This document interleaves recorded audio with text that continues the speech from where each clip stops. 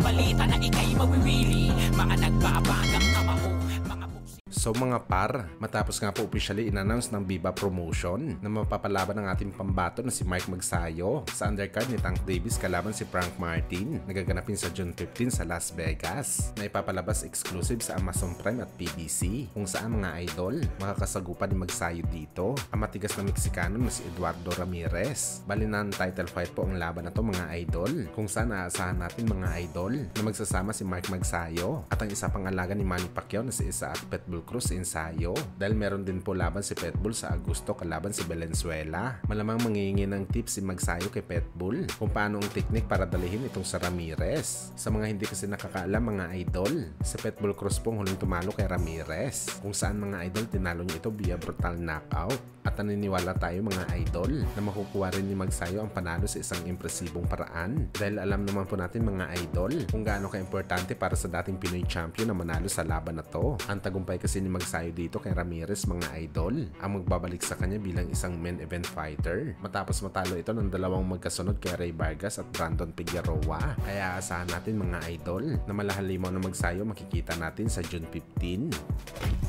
Sa kabilang banda naman mga idol, matapos nga po natin pinag-usapan ang naging article ng World Boxing News, kung saan mga idol pinaalam dito na dalawang laban at panalo na lang si Canelo Alvarez kalaban ng mga kampiyon. Mapapantayan na nito si Manny Pacquiao bilang pinakamaraming tinalo na kampiyon sa kanyang professional boxing career. Ang talaan kasi mga idol, si Canelo nasa 19 world champion na ang tinalo at si Manny Pacquiao 21 na mga kampiyon ang nasilat sa bakbakan. Bagamat pagdating naman kay Mayweather Jr. mga idol na merong 23 na kampiyon na tinalo at 5 kampiyon na lang ang dapat talunin ni Canelo para malagpasan itong si Floyd.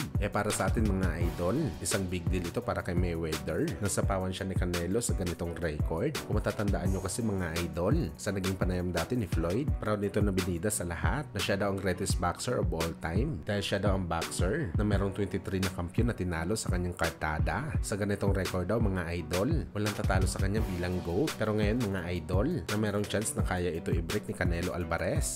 Ano kayang feeling ni Calvo dito mga idol? Na ang tanging record na pinagmamalaki nito pwede masapawan. Tiyanta natin mga idol, mag-uumpisan na naman si Calvo bilang hater ni Canelo, dahil every time na merong threats sa kanyang record, batikos palagi ang sinasabi nito sa isang achiever. At kung pag-uusapan natin mga idol ang part naman ni Manny Pacquiao, malamang walang masabi dito si Boss Manny, dahil kahit ilang kampiyon pa ang tinalo ni Canelo o kahit ni Floyd man, talagang hindi ito magkakaroon ng apekto sa Pinoy legend, dahil alam po mismo ni Pacman sa kanyang sarili na ang 21 na kampiyon na tinalo nito sa bakbakan sapat na ito panapat sa mga tinalo ni Floyd at Canelo, dahil ang tinalo ni Pacman ng mga world champion, talagang tinalo niya ito sa kanilang the best version o prime sa bakbakan.